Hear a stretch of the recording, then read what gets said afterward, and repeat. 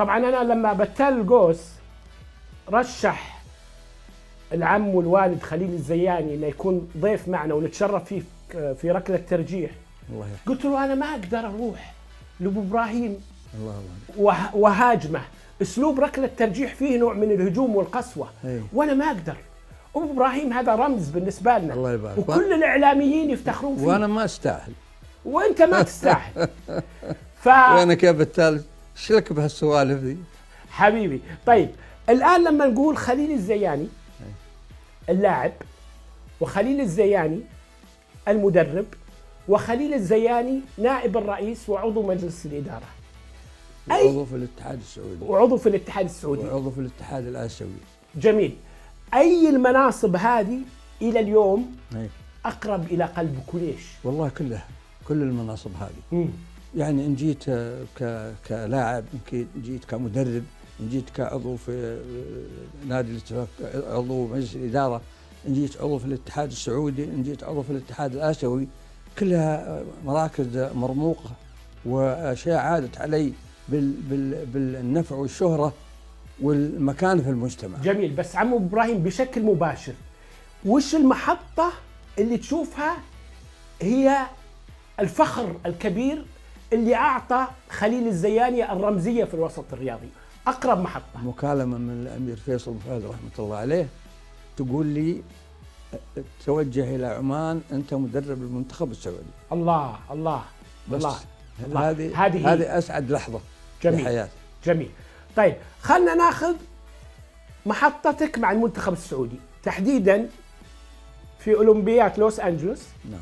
وايضا في كاس اسيا 84. كاس اسيا 84 تحديدا.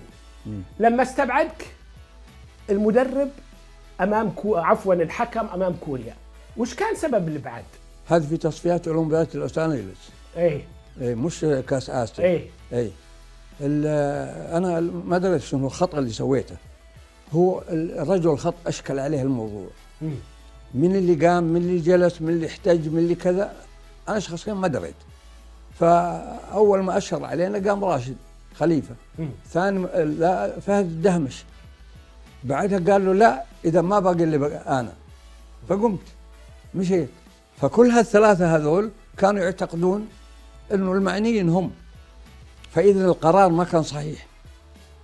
فانا تحملت مسؤوليه الامر هذا، ولكن في لحظه كنا فيها وصلنا الى اولمبياد لوس انجلوس. تألمت في ذيك اللحظه رغم الفرح في الوصول؟ نعم.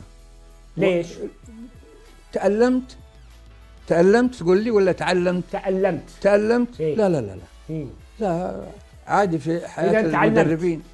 إذا تعلمت لا تشاكس الحكم ولا تشاكس رجل الخط ولا مع العلم مو أنا أعيد وأكرر مو أنا. فيه لقطة شفتها لك في مباراة سوريا. في كوريا. سوريا. إيه. أنت عصبت على اللاعبين في لحظة. وتحديدا صالح النعيمة، تذكرها؟ وإذا تذكرها شو السبب عم أبو إبراهيم؟ والله ما تذكرها. لا ما عصبت.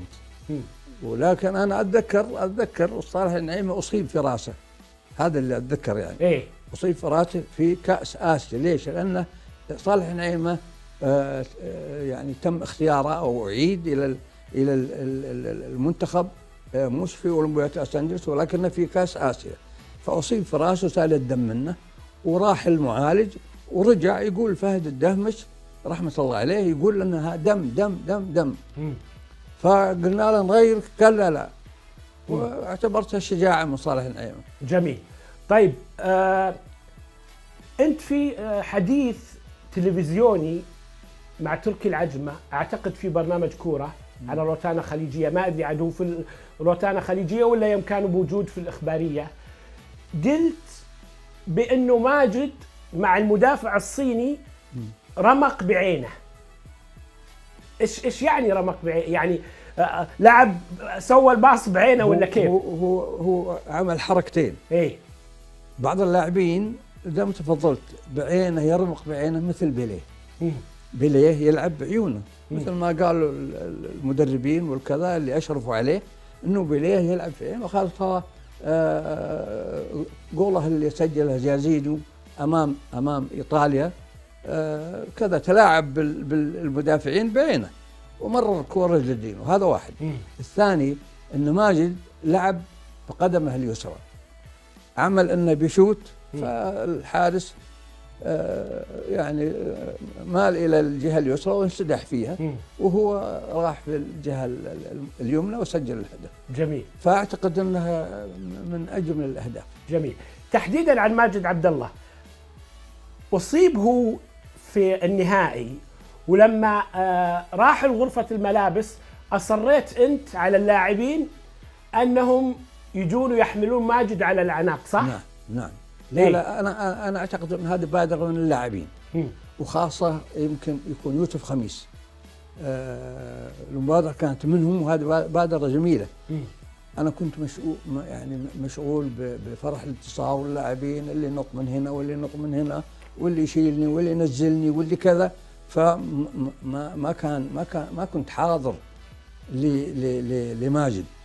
لكن يوسف خميس ما شاء الله عليه راحوا الى الغرفه وجابوه. جميل. الملك عبد الله رحمه الله عليه كان يقال انه يردد مقوله، يقول انا اشجع اي فريق يدربه خليل الزياني رحمه الله على ابو مسعد، وانت تستاهل هذا التقدير. الله يجزيك وياه. سمعت هذه المقوله انت؟ كثير. وبعدين غير كذا يعني كان يرعاني بالكلمه ويرعاني بالاشياء المعنويات والاشياء الماديات. وعندما يعني ادعى الى ديوانه، كان يقول للامراء والوزراء والكذا اللي جالسين في الديوان المصغر، يقول هذا الكابتن خليل زياني مدربنا الوطني، انا افتخر الله وانفش ريشي. الله تستاهل. اضافه الى ذلك انه عمل لي مخصص سنوي مادي.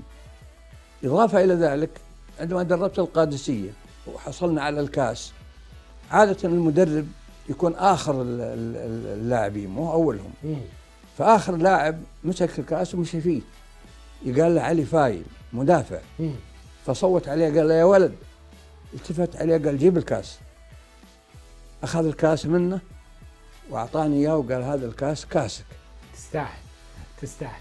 طيب وش ممكن تصف تجربتك اللي ليست بالطويله مع الفريق الهلالي؟ هي غير ناجحه. نعم. ندمت عليها. نعم. ما حبيتها. نعم. ما تمنيت ان تخطو هذه الخطوه. لا لان يعني التجربه هذه خاضها غيري من المدربين. يمكن 3 مدربين مروا على الهلال ما حققوا معه شيء. ف يعني يمكن انا الظروف ما خدمتني، الوضع العام للهلال ما ساعدني. يمكن في بعض المباريات انا تقديراتي كانت خاطئه، وخاصه المباراه النهائيه في كاس ولي العهد. هذه تحدث لكثير من المدربين. جميل. وش الظروف اللي انا اتصور انا وانا لست مدربا لو امسك الهلال بنجومه اللي كانوا موجودين، فيصل ابو اثنين والتيماوي وغيرهم والثنيان وغيره، اتصور انا وانا ما عندي ولا شهاده تدريبيه ممكن انجح. وانت المدرب اللي حقق نجاح للمنتخب السعودي، اول بطولتين في تاريخ المنتخب، وحقق نجاحات مع الاتفاق، دوري 2، كاس خليج، كاس عرب. ليش ما نجحت في الهلال؟ يصير في تاريخ كرة القدم. البرازيل ما هي بطلة ام الكرة العالمية. صحيح. في احد الدورات انهزمت ب7. فيعني كرة القدم لا تعترف الا بالواقع. حلو. حال الفريق الان والامكانيات المسخرة له واللاعبين مهيئين وكل الامور هذه كلها تكون عامل مساعد للمدرب. بحكم اني يعني اعلامي عاصرتك كثير في مرحله كبيره جدا، اوكي، اليوم انا عمري الاعلامي 30 سنه واعرف خليل الزياني في كامل تفاصيله. سمعت في ذيك الحقبه اللي دربت انت فيها الهلال انه في مجموعه من اللاعبين تعامروا لانهم لم يكونوا يرغبوا باستمرارك مع الفريق.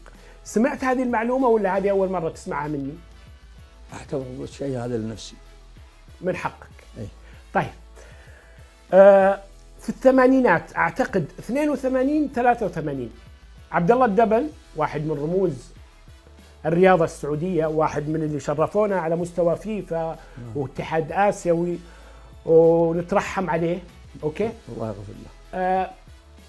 أبعدك من تدريب الاتفاق، ثم عدت بقرار من أيضا رمز اتفاقي آخر أبو محمد الله يطول بعمره عبد العزيز الدوسري. ليش الدبل أبعدك وليش أبو محمد أعادك؟ التاريخ ما هو صحيح مع احترامي لك وتقديري. طيب هذا في السبعينات، في أواخر السبعينات. أوكي. عندما كان الاتفاق في الدرجة الأولى بعد ما هبط كذا، وفي ممتاز بعد ما سوى الدورة التصنيفية. نعم. أعلن الاتفاق يصعد إلى كان عندنا مدرب قال تيد كوبلن. نعم. الاتفاق ما صعد إلى الممتاز. في الدرجة الأولى أنا دربته، صعدت معاه إلى الممتاز. جميل. وفي الممتاز من الثلاثة الأوائل، وبالرغم من ذلك جاء الاستبعاد. هذه القصة. ايش السبب انه ابو خالد رحمه الله عليه استبعد؟ ما ادري. ما حاولت تعرف منه لو بعدين؟ لا ما حتى قالوا لي ممكن تكون مساعد لتيد كوبلاند اللي كنت اولا مساعد له. قلت لا، انا ادرب الشباب، واخذت معاه بطولة المنطقة ذيك السنة. وكيف قرر عبد العزيز الدوسري ان يعيدك مجددا لتدريب الفريق؟ يعني تعرف عبد العزيز الدوسري اخ عزيز وشاب نشط وتو جاي بيت يعني يعمل في الاتفاق وساعد على تنظيم الاتفاق لما له من امكانيات، ومدعوم من اخرين كانوا موجودين على شاكلة يوسف السيد، على شاكلة المنقور، خالد سلمان رحمة الله عليه، وكثير من الأخوة اللي ساعدوا الأخ عبد العزيز على النهوض بنفسه والنهوض بالاتفاق. فأعتقد أن عبد العزيز كان يعني استلام المهمة وأداها بأمانة. الاتفاق أبو إبراهيم، وأنت رمز اتفاقي كبير، ليس في أفضل حالاته. نعم. الاتفاق من 5 سنين وهو كل سنة زي ما هو يصارع على الهبوط. نعم. لماذا؟ المنظومة الاتفاقية يعني أكثر من شيء. الشيء الأول الإدارة تشمل استخدام اللاعب الأجنبي، استخدام المدرب الأجنبي الجيد أنا أقصد. إيه، هم هذول المسؤولين عنه. هناك اللاعبين، إذا ما استخدمت لاعب ممتاز جيد وكذا بيكون مردود السيء على الفريق. العاملين حول الإدارة، هل هم جايين قصدهم المساعدة في نهوض الفريق أو الاستفادة الشخصية؟ فأعتقد كل هذه عوامل ما ساعدتهم على جميل. كرسي الاتفاق أكبر من خالد الدبل؟ عمل جهدهم، ولكن الجهد كان يعني متواضع، لا هو ولا المسحل. الاتفاق يحتاج إلى جهد أفضل، ويحتاج إلى يعني عقلية إدارية فنية في اختيار المدرب، في اختيار اللاعب. أنا أقول لك بس مثل بسيط، في مدرب ما أدري والله شو اسمه كان يدرب في الأهلي، والأهلي اشتكى منه الويل. الاتفاق في ذيك السنة تعاقد معه وجابه، وما تم عندهم كم من شهر وقيل. فهذه يعني ليست نظرة فنية، فهم جابوه في الوقت غير المناسب وجابوا الشخص الغير المناسب. حلو. أرجع وأكرر نفس السؤال، الكرسي أكبر من خالد الدبل ولا عدم توفيقه بس؟ والله من الصعب انك تقول غير كفؤ وان الكرسي اكبر منه ولا كذا. نقول انه ما احسنوا التصرف، ولا احسنوا استغلال نفوذهم واستغلال مكانتهم في نادي الاتفاق بالشكل الصحيح. حلو. لذلك الاتفاق تعثر، لذلك لم يؤتى بلاعبين اجانب على مستوى، لا مدربين على مستوى. العاملين خلف الإدارة ما كانوا على ذاك المستوى، ما استغلوا الإمكانيات المادية والميزانية اللي منحتهم إياها وزارة الرياضة والشباب. ليش طالبتهم يوم من الأيام بالرحيل؟ ليش قلت ارحلوا؟ لأن ما حققوا الشيء المؤمن. يجب أن يرحلوا؟ يجب أن يرحلوا. لأنه هذا من باب حب الاتفاق وليس كرهم في الدبل أو في حاتم. خلنا أقول لك، الدبل خالد دبل أولا، سواء كان الأخ عبد الله دبل رحمة الله عليه، إخوانه الأعمام، خالد من أعز الأصدقاء اللي لم يكونوا إخوان. المسحل من يوم أبوهم كان معنا في المينا، هو كان تبع يعني السفن وما السفن وكذا، والإرشاد والكذا، وكنا في نفس الزمن يعني، بل هو أقدم مني، وكنا على مستوى كبير جدا من العلاقات الجيدة. إخوانك يا حاتم أكثر من إخوان. جميل. تزعجك حكاية أنه في مراحل كثيرة كانوا يرددون خليل الزياني محظوظ؟ إيه؟ والله مقولة يعني صحيح. خلنا أقول لك، محظوظ أني اشتركت في الاتفاق وأنا شبه عمري 15 سنة. في ال16 حصلت على كأس الناشئين مع الاتفاق، حملته. محظوظ أني انتقلت إلى الفريق الأول عام هذا 64 ميلادي. 65 شلت كاس ولي العهد من الملك خالد رحمة الله عليه عندما كان ولي عهد. في عام 68 شلت كاس الملك من يد الملك فيصل رحمة الله عليه. دربت الاتفاق، حصلت على الاتفاق على الدوري بدون هزيمة. بطولة مجلس التعاون أول كأس خليجي يدخل المملكة. صحيح. الكأس آسيا، يعني أول كأس قاري يدخل المملكة.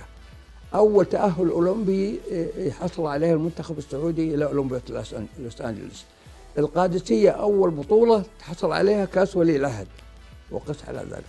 كل حظ. أعتقد أنه حظ. جميل. طيب أنا من عندي بديهيا أي واحد تقول له من هو المدرب السعودي الوطني رقم 1 بيقول لك خليل الزياني وهو مغمض. بس في نظر خليل الزياني من هو المدرب رقم 2؟ عندي أكثر من مدرب. لا أبيك تعطيني واحد. عندي أكثر. عندك ناصر الجوهر، عندك الخراشي، عندك في من والله كذا أنت تضعني في موقف حرج، لأنه الأسماء هذه بعض الأحيان ما تثبت في راسي. عندك سعد الشهري مع تأهل إلى الآسيوية وكذا. فمدربين نجحوا في مهامهم. فالحمد لله الكرة السعودية غنية بالمدربين الوطنيين. وأنا سئلت قلت ما هو المطلوب؟ قالوا لي ما هو المطلوب من المدرب الوطني؟ قلت لهم 3 أشياء: العلم، علم التدريب، ثم العمل في التدريب، ثم الصبر على ما يبتلى به أثناء التدريب. وهذا ديدا كل مدرب يعني يمر بها المرحلة. شفت لك أيضا لقطة في برنامج كورة، أوكي؟ بكيت. ليش بكوك الجماعة هذه؟ من هو دول؟ برنامج كورة لما طلعت تسجيلي مع أعتقد بدر الفايز، جاك هنا وسجل معاك، بعدين بكيت. تتذكر ليش؟ لابد انه لا، الموقف عن والدتك لما وديتها الى مكة. صح؟ ايه، هذا يعني منظر مؤثر. ويعني الشيء اللي حصل شيء مؤثر جدا. فلا بد تدمع عيني غصب، لانها والدتي رحمه الله عليها يعني ربت وتعبت وكذا واشرفت، حتى عندما ادرب وهذا تلبس شعار الفريق اللي ادربه او المنتخب اللي ادربه. فلها فضل كبير علي في تربيتي ف يعني عندما كلمتها وقلت لها خلاص انت تتركين الحملات اللي تروحين فيها تقعد فيها شهر، لا انا اروح 10 ايام الاواخر نسكن في احسن سكن وريحك، نسكن في ابراج مكه قريبه من الحرم تشوفين الكعبه في الدور ال 17. واتصلت بواحد قال سراج مسؤول عن هذا، قلت الله يخليك حطني في دور الوالده تشوف فيه الكعبه. فحطيت الكرسي لها وقلت لها شو تشوفين؟ قالت الكعبه. وين حط؟